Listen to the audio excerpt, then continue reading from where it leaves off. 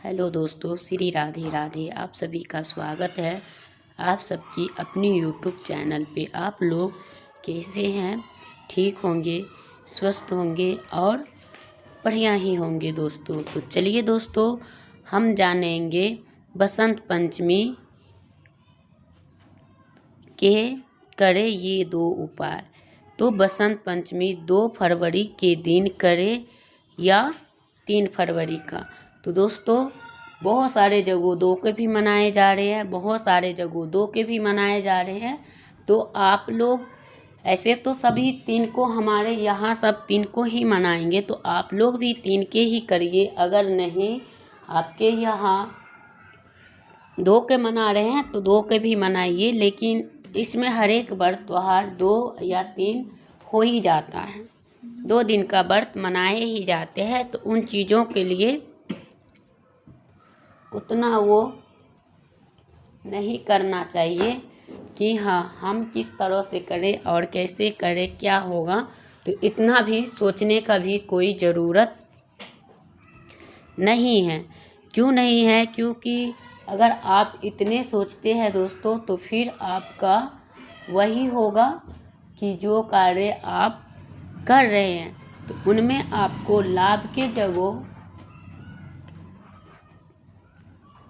हानि तो होना नहीं है, लाभ के जगह लाभ ही होगा। और अगर आपके यहाँ 2 तारीख के मना रहे हैं तो आप 2 तारीख के मनाएं। अगर आपके यहाँ 3 के मना रहे हैं तो 3 के मनाइए। किसी का मन में भेदभाव नहीं रखना है कि हम 2 के मनाएंगे तो हमारे साथ हानि होगा, हम 3 को अगर कर लेंगे, सब आज कर रहे हैं, तो ये ऐसा कुछ होगा नहीं।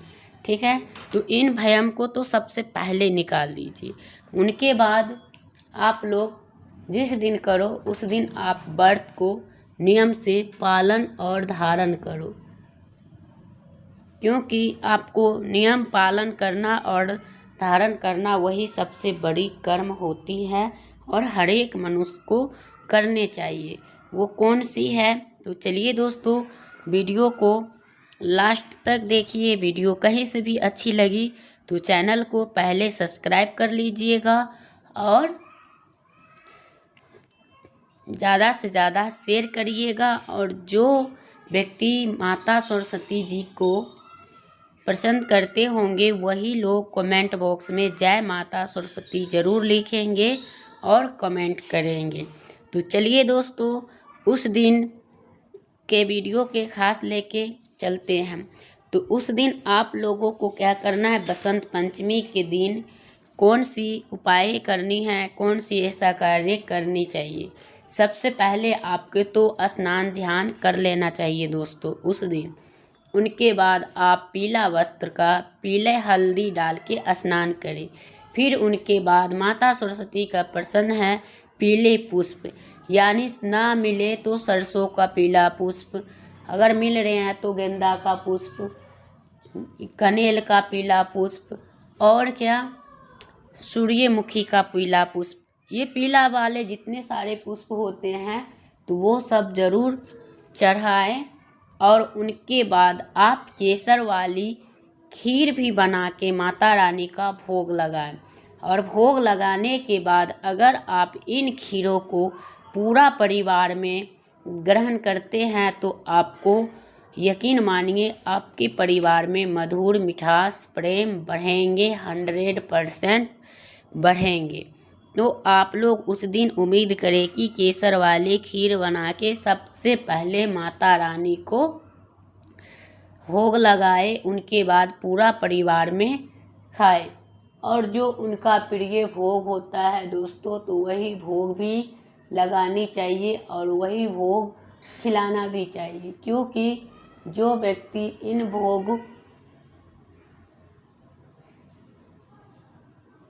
लगाते हैं और उनको खिलाते हैं तो पूरा फैमिली को, तो उनका परिवार में एकदम एकता और प्रेम की सौंदर्य लहर बहती है, जिनमें सभी व्यक्ति रहते हैं और रहना चाहिए दोस्तों। तो यही है।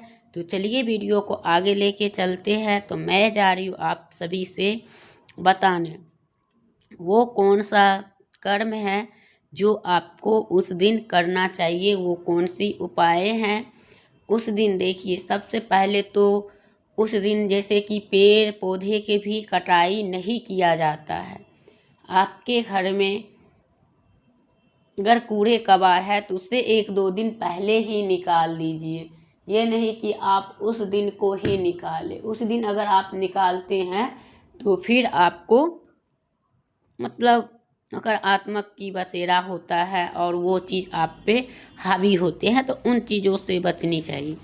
फिर उनके बाद उस दिन माता सरस्वती का बीना धारणी यानी ज्ञान की देवी का उस दिन श्रेष्ठ पूजा ध्यान करना चाहिए। और हो सके तो माता सरस्वती स्रोत भी आती है, माता की सरस्वती जी की चालीसा भी आते हैं, उनका महामंत्र भी आते हैं, तो आप उनका 108 बार पाठ भी कर सकते हैं और चालीसा भी पढ़ सकते हैं और पूजा भी साथ साथ कर सकते हैं।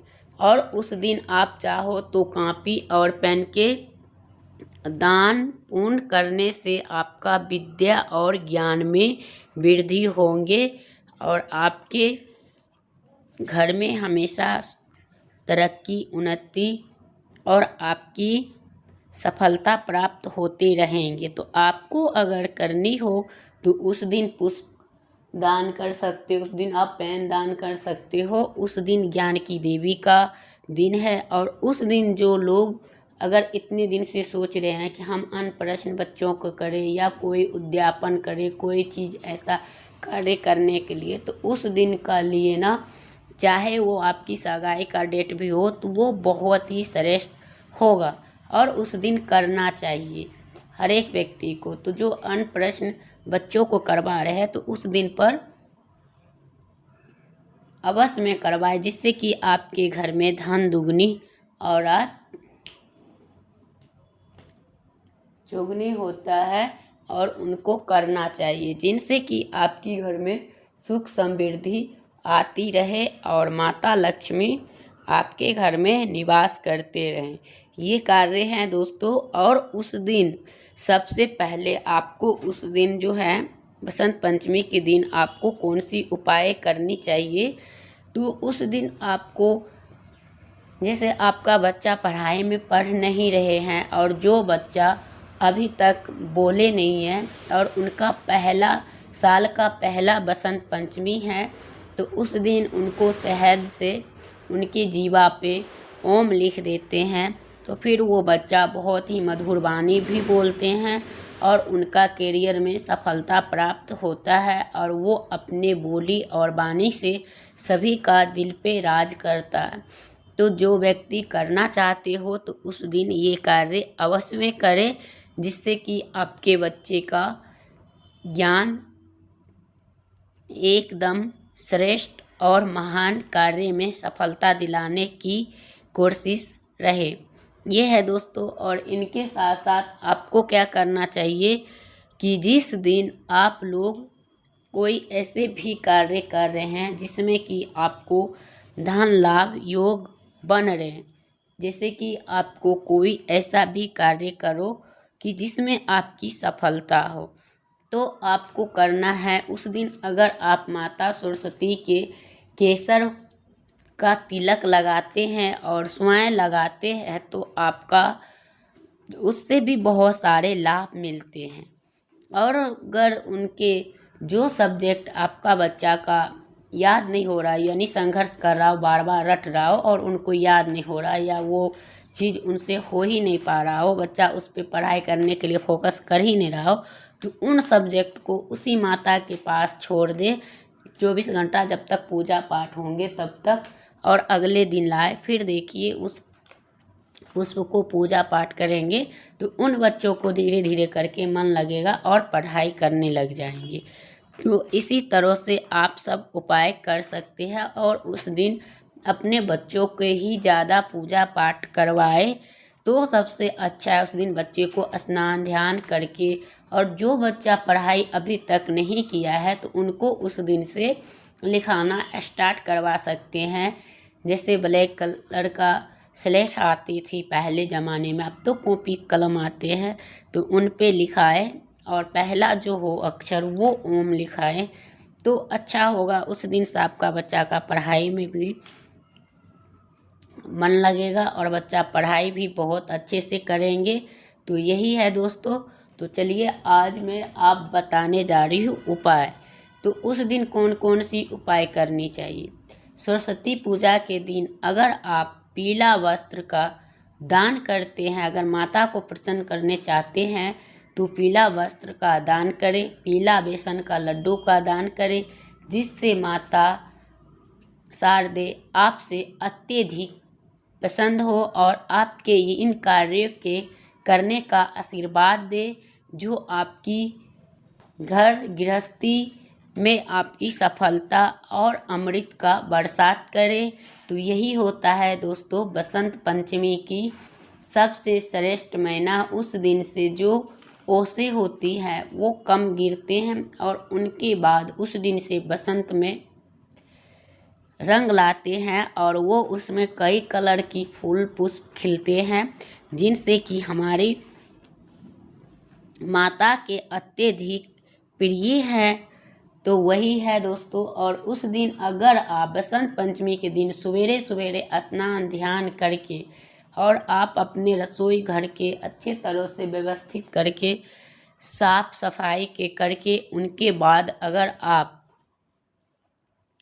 माता का ध्यान करते हैं और माता रानी का लिए रोटी बनाएं, यानी रोटी माता रानी के लिए नहीं दोस्तों, सॉरी, गौ माता के लिए रोटी बनाएं। और सबसे पहले उस दिन 3 रोटियां बनानी। 3 रोटियों पे गुड़ और केसर डाल के और उन गौ माता का अगर आप खिला देते हैं 3 रोटी को, जाके नहीं आ रहे हैं तो आप वहीं जाके खिला दीजिए।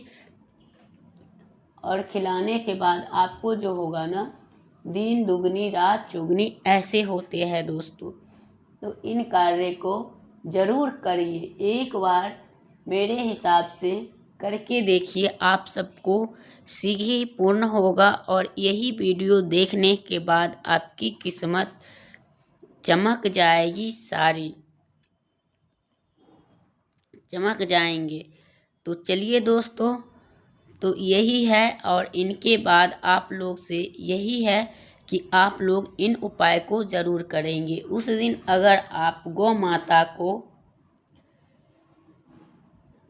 3 पूरियाँ और हलवा बना के खिलाते हैं तो उससे क्या होता है कि आपका घर में जो रुका हुआ कार्य, जो जैसे कि आपने 5-6 साल 7 साल पहले कोई कार्य ऐसा किया था और वो काम अधूरी पड़ी हुई है, तो वो कार्य में आपको सफलता होगा और वो कार्य आगे आपके ओर खींचा, जैसे आप चाहोगे वैसे वो होंगे और आपका आगे तरक्की होने की अवश्य होगा।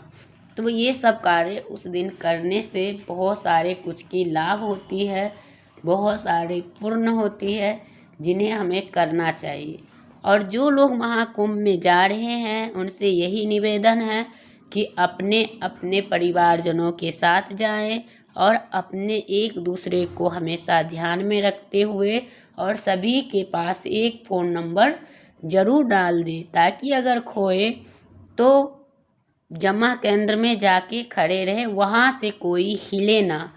खो गए तो कोई बात नहीं, जमा केंद्र में ही रहना है। जब तक आपका परिवार नहीं आ जाते तब तक ये चीज़ आप अपने परिवारों के साथ सिखा के जाए, जिससे कि आपके परिवार को आगे इन चीज़ों काम में आए। तो दोस्तों, हमारी तो धर्म है आप सबकी तक पहुंचाना, सलाह देना। तो आप सबको हमारी वीडियो कहीं से भी बढ़िया लग रही हो तो इस वीडियो के माता सरस्वती के लिए एक लाइक ज़रूर करते जाइएगा और चैनल को सब्सक्राइब करिएगा, ताकि जो आगे बढ़िया बढ़िया वीडियो आए उनका नोटिफिकेशन आप तक के ज़रूर से पहुँचे।